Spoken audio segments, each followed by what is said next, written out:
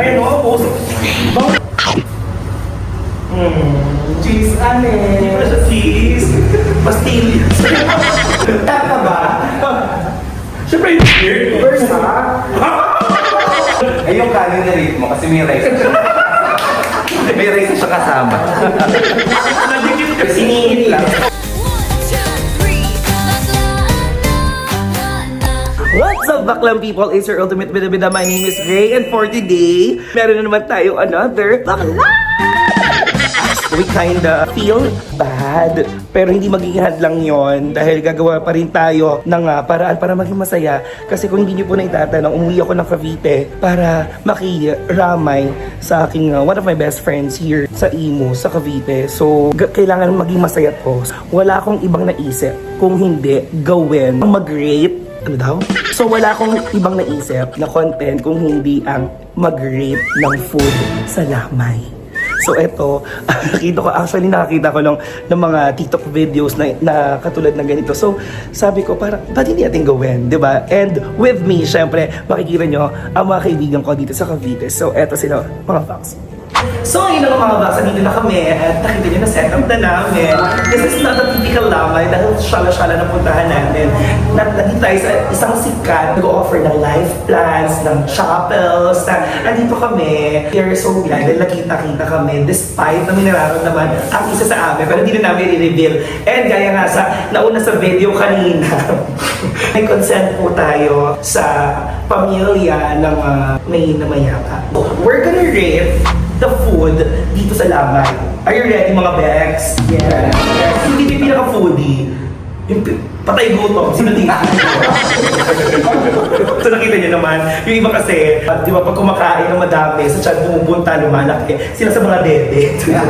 So, syempre, mag-start tayo sa appetizer. Mani ang ating appetizer. So, i-check natin. So, this is these nuts, mga box, okay? Trail nuts. Hindi naman galing sa sikat na shopping center. Ito yung mani na hindi basa sa GE, okay? So may balat siya. So mga peanut, siguro, dapat di ba ang kailangan dyan yung texture maganda yung pagkakasaing, di ba? Pagkakasangag, di ba? Well seasoned. You can taste the umami. Kasi peanut ito, fresh pa, malutong. Parang nung bumuya ako, sinakita ko siya muna. Ano siya una? Parang sa mga katawan. Hindi, siguro sa nasa top 8 ako. Kasi ano to, may green peas, meron parang corny. Masarap siya. Okay, it's 8 for me. Kaya nga. Hindi siya masyadong maalat sa ano lang. 7. 7. Oh. Wag siya. Ay, May bawang. May bawang. Bawang ng bawang sa aswang. So, skip tayo. pas siya pa. Ayun o, puso. Ay, bakit mga tunay? Ay, ito sa grade to. Generous. Okay, 7, 8, 9. So, okay itong mali natin. Okay. Siyempre, kung may mali, kailangan meron tayong tubig. Sakit dito. Yung mga tinapay. Ang syala ng mga tinapay dito kasi mula siya sa mamahaling bake shop. Unahin natin, itong, ang tawag dito, cheese donut. Ito yung katangi-tanging cheese donut na binenta na walang buto sa gitna. So, tingnan natin. So, ito yung cheese donut natin, mga box. Okay. So, pag pinunit mo sa gitna, nakikita mo, walang cheese. Hindi, may cheese. Ayan, Sala-sala, may cheese. Ayun. So, ibigay natin yung kapiraso sa kaibigan namin aswang. Walang bawang kasi. Safe na siya. So, isang kagat tayo. Cheese, ane. Hindi pala siya cheese. Pastillas. Hindi, may masarap siya. Masarap ito ako dati. Tsaka, pag nakita nyo naman yung design ng box, alam nyo na kung saan ito galing. And paniguradong masarap. So, this is 9 for me. Parang sumangot siya. Eh kasi paano siya hindi si Mamo? Di ba nga naka-amat siya? Si Mamo na yung bakas ng kamay mo natin. Oo, kinaano ko kung anong lasa ba. So, anong mas umangat? Yung alat ng kamay mo. Nas natalo niya asukal mo. Sa cheese, mga 10. Pag yung sa kamay mo, nasa 0. So, pero 10, tapos 9. So, okay tayo. Cheese ko na. So, next natin, ito naman, toasted siopaw. Sige, ayan, yung toasted siopaw kay Paulina Vega. Nakuyaan niyo po siya sa Facebook. Sa ating baby. Oo, siya yung may gawin. Oo, tsaka pangalan sa GF. Sabi mo lang. Jing Queen po. Pero po na po, itap niyo po agad. Tap ka ba? Siyempre, yung weird. First ha? May feeling. Ay, hindi nabibig kasi ito, pero yung mga terms. Okay, so we're... Nadasa ako na. Ang tagal mo yun. Ano mga 30 minutes yung vlog? Hindi, kasi napaka-savor rin ng ano yung feeling niya. Savory. Tama kasi ako.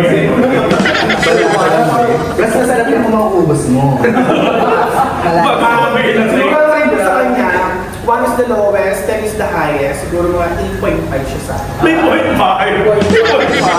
0.5. Masyadong... Ay, yung kanin na rate mo kasi may rice na siya. May rice na siya kasama.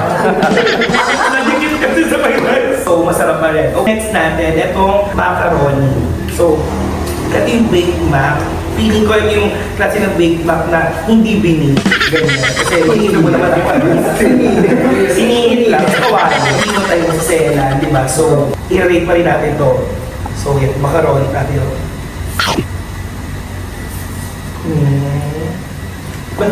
Hindi siya maalat, hindi siya maasim, hindi matamis. Wala. Tsaka hindi siya masarap. ako siguro nasa ano ako sa kanya, 6.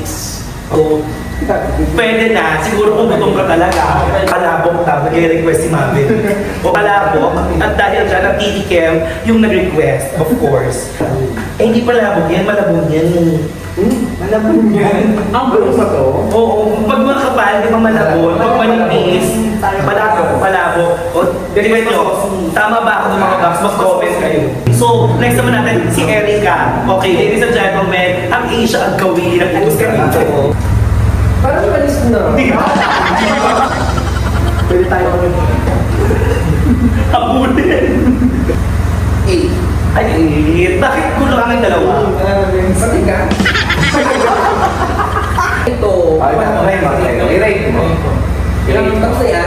Nag-yosi kasi siya, o i-try mo. I-try mo. Ay nako, ang rate namin dyan talagang pang perfect. Makatotohan. Very 10. Hindi ba talaga yung panlasa niya? Pero malapit na siya. Sarap naman yung balabo. Ang masarap naman. At saka ako naman talagang go-to ko rin siya. Ang mali nyo lang talaga yung pinisa kung kalamansi. Oo, baka bawal din sa'yo yan. Madami bawal naman. So next natin mga box is ang ating main course. Main course. So meron tayo dito pork with mushroom. So meron siyang white sauce. Tapos may nakikita ko spring onion. Yung sa meat niya, buo. Ako hindi ako masyadong sa mga yung hindi naman fan. Baka sa iba kasi gusto nila talaga, lalo sa mga nagda-diet, di ba? Gusto nila yung pure meat talaga na isang bloke. Ako kasi gusto ko yung nasa may butong part. Yung yung malambot eh, sarap ng gati. O kasi totoo yung ngipin ko. Let me try this one. Tama nga. Isa pa. So, tingnan mo pa. Yung pinamatigas yung part. Tama! Okay siya! Tama nga yung sinabi ko kanina dito sa magugustuhan. Tama pa rin. Pa din. Ano pa rin? Pwede ba iuwi ko na lang. Yung bawal mo tubig. Naniniwala kayo doon? Pag sa mga food, sa mga lamay, gano'n. Bawal talaga. Bawal. Pamayinan. Pamayinan. Ako hindi. Bawal maghatid. Pero pwede kong sundok. Ano mga naubing? Totoo ba yun? Ano mga naubing? Sa amin kasi ano eh, inuuli namin. Kaya tinanong-sunod-sunod ang tesa. Bakit? Hindi, kayo ba mga box yung mga sinusunod, di ba kayo mga pamaking any comment ngayon, bigyan natin, mag-chat tayo dyan. Sumasagot ako, promise. Ang sarap. Akin na lang ito, no? Paano siya nasarapan? Walang polydent yung ngipin. Wala. Okay naman. Okay ka naman. Ako siguro nasa 6. Ako nasa 6. Sa akin, nasa mga 7. Above pa rin siya ng 5, so okay naman. Baka hindi na talaga siya para sa akin. And hindi naman din ako masaya. Ay, baka kasi malamig na. Tama. Okay naman ito. So next natin, itong kakanin. So yung kakanin natin, Ay, bakit ko? bibingkan pa doon. Bibingkan ubo. Ito yung klase na bibingkan na tik eh. Diba? Pero ito, Kanin pa rin. ube flavor. Yeah, kanin pa rin siya. In-order namin siya sa sa Caesar na. Iba natin itong kakanin. Uy, masarap ito. Masarap ko ilalagyan mo to. Ayoko. Ano tawag dyan? Budbod. Budbod. Ako burbur tawag ko dyan. Yung pa rin siya. Uy, masarap siya. Ito yung lasa ng Isang no. ito yung lasa ng kakanin na na hindi matamis. So, pwede mo, yung uulit-ulitin mo siya. Ayan, lagyan natin ng Ang tawag dito, ito yung buhangin ni Imaw. na na ninakaw. Para makapagpanggap kasi ang damos. Hindi, kahit meron o wala, masarap siya. 10 sa akin. Masarap. Ano mga yung yung kakanin, yung mga bakla nagbubulungan, masarap sa akin wala kang bakla. Parang kumain ng mali. Eh yung may awong yung ngipin, doon sa gitna sa mga sakit sa dam. Okay, bago yun. Perfect. Masarap diba? Ako perfect 10 din ako dun.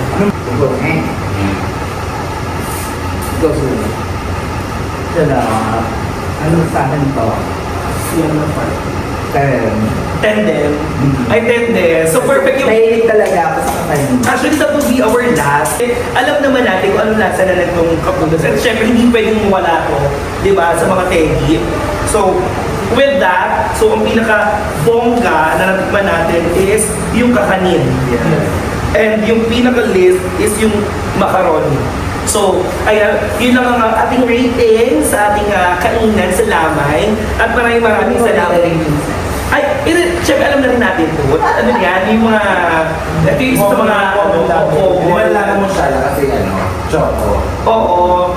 Tsaka, ano tawag dito, alam naman natin kung ano yung mga lasa na ito. So, with that, mga box, maraming salamat sa pagsama sa akin dito sa vlog na ito. At syempre, sa pamilya po ng may namaalam, nakikirami po kami sa puso.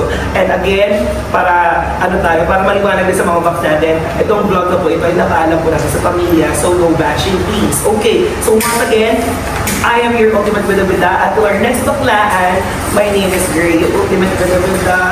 Be kind to everybody. And mahal ko kayo mga Bardagulan 1, 2, 3 Baklaan na Handa ka na ba? Tawanan na Lahat ng Vox mag-ingay na Tawanan, chikahan Bardagulan 1, 2, 3